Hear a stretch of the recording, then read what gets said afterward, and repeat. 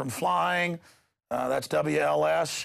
Got another one here out of the Mark News. Is the no-fly list a blackmail tool? Yeah, it's an enemies list. Nixon just had people's files illegally from the IRS and stuff. Now they say Homeland Security gets access to citizens and share it. I mean, this is a criminal group, but enough of my ranting.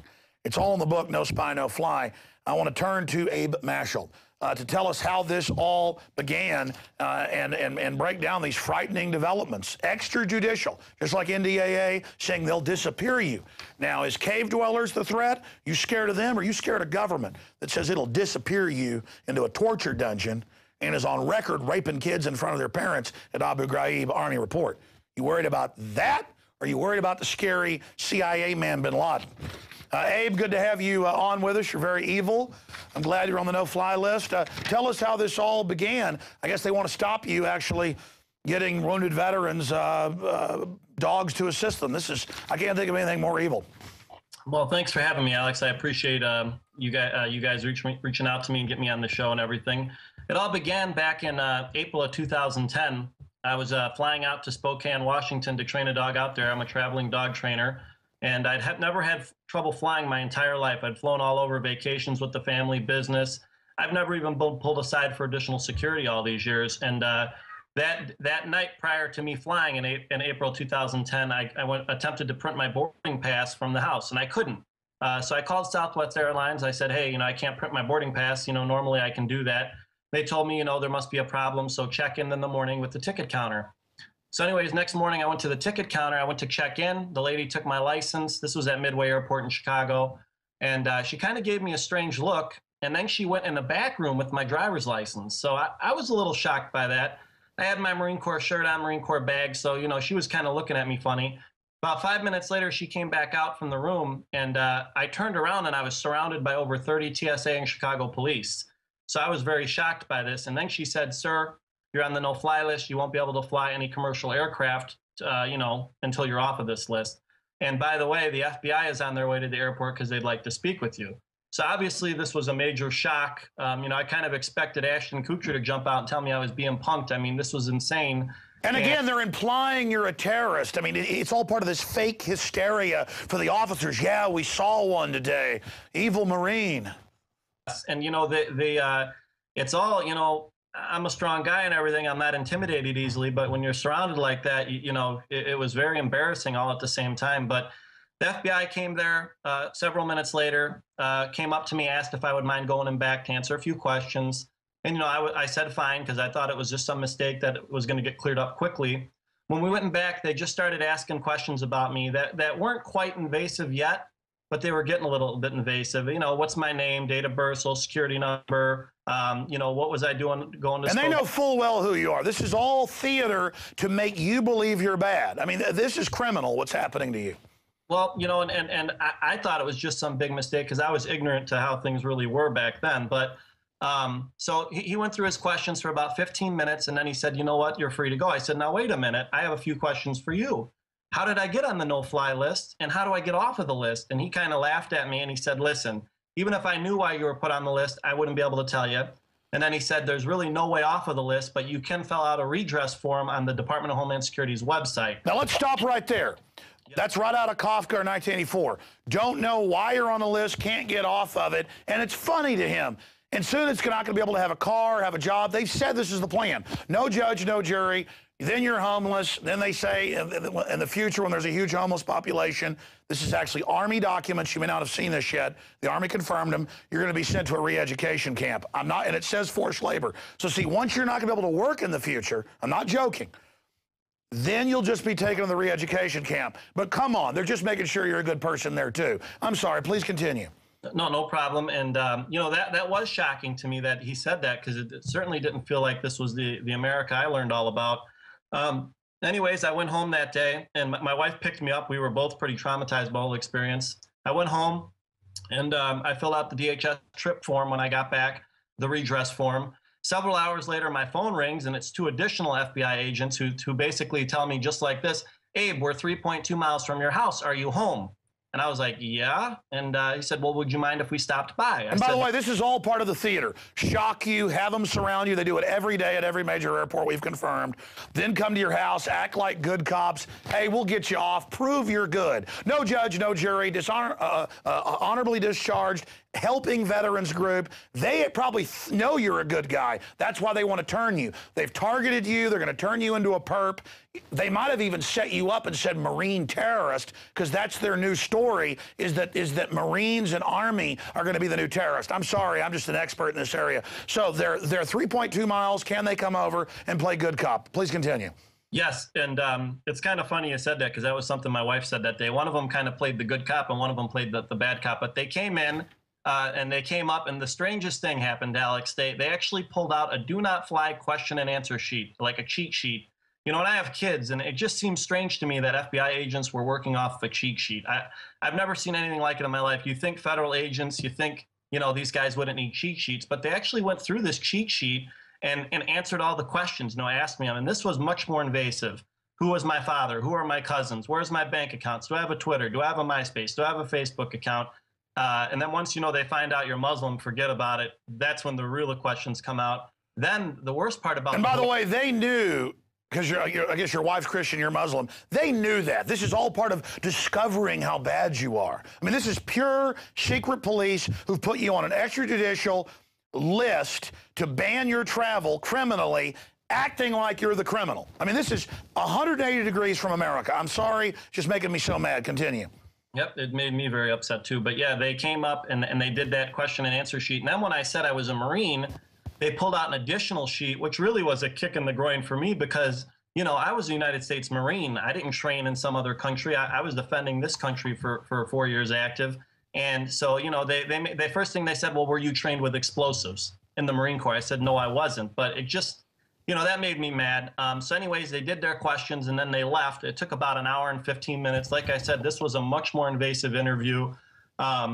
And I didn't hear anything till the next day, which is the next day, my client from Spokane called me and told me that the FBI had been to their house to verify my story, which really upset me, because this lady's never met me, and now she's meeting the FBI before she meets me. So, of course, she wants a refund. They scared the heck out of her. No, now they're killing your business, which is what they always do. So, but I would have said, hey, why are you hiring 10,000 Al-Qaeda and shipping them into Libya? Here's the LA Times. Why do you run Al-Qaeda? Why did you ship Al-Qaeda into Syria? Why did you get the underwear bomber on the plane 2 Christmases ago? Here's the Detroit Free Press. Here's Kurt Haskell on the Alex Jones Show. Why are you terrorist? But I'm sorry, go ahead. Yeah, I seen Kurt Haskell. That was shocking. I seen him on your show not long ago. But yeah, basically, I was really upset by that. So I called the FBI back and I talked to the agent. I said, listen, you guys are screwing my business up. This is unacceptable. I've worked really hard on my business the last 9 years. It's successful. He apologized. He says there was nothing they could do and he was sorry. And then I didn't hear anything for 2 months, Alex. So that was in April 2010. In June 2010, finally I get a phone call. And it's those 2 agents that came to my house that day, and they tell me they have great news. And I said, okay, what is it? I'm off the no-fly list. He says, well, we'd like to meet with you to discuss it. I said, well, let's just talk about it over the phone. I don't want to waste your time. You don't want to waste mine.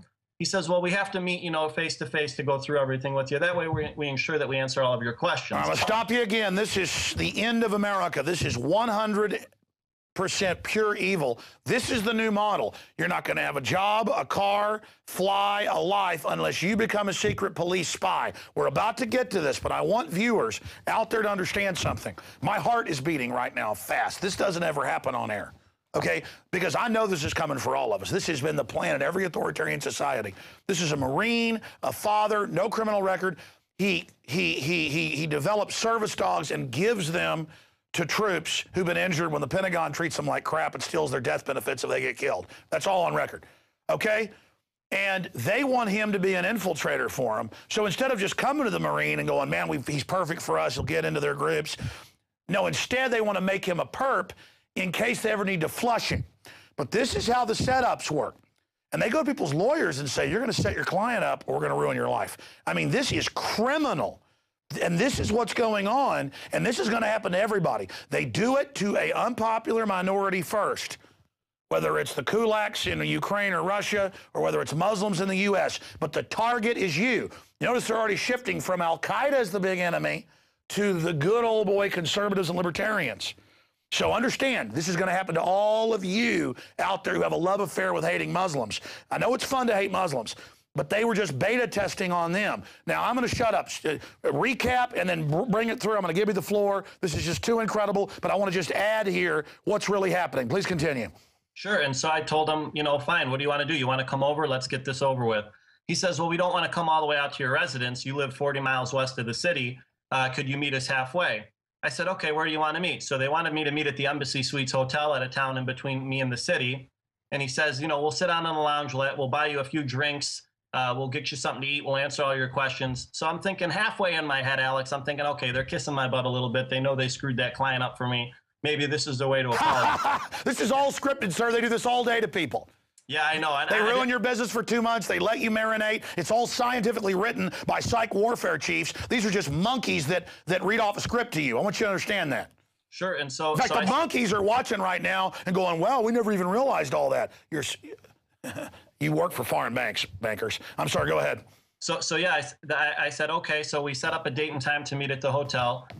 When I got there, I was under the impression we were going to meet down in the lobby area. But when I got down there, they weren't there. So I called the agent's cell phone and I said, you know, where are you guys at? And he says, I'll be right down. I'm like, okay. So he's already in the hotel.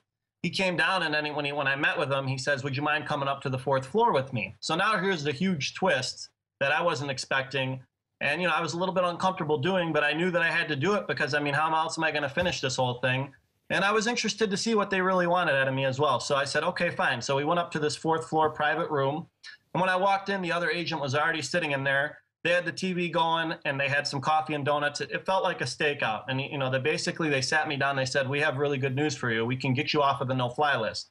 But you'd have to agree to become undercover informant for us and tell us about various people at various mosques in the area.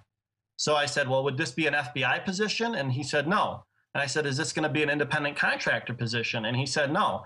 He said, this would be a secret position. You couldn't even tell your wife about it, and we would be paying you cash that you would never have to claim to the IRS. So as soon as he said that, I was like, you know what, guys? I'm not comfortable sitting here having this conversation without a lawyer present. As soon as I said lawyer, they forced me to leave.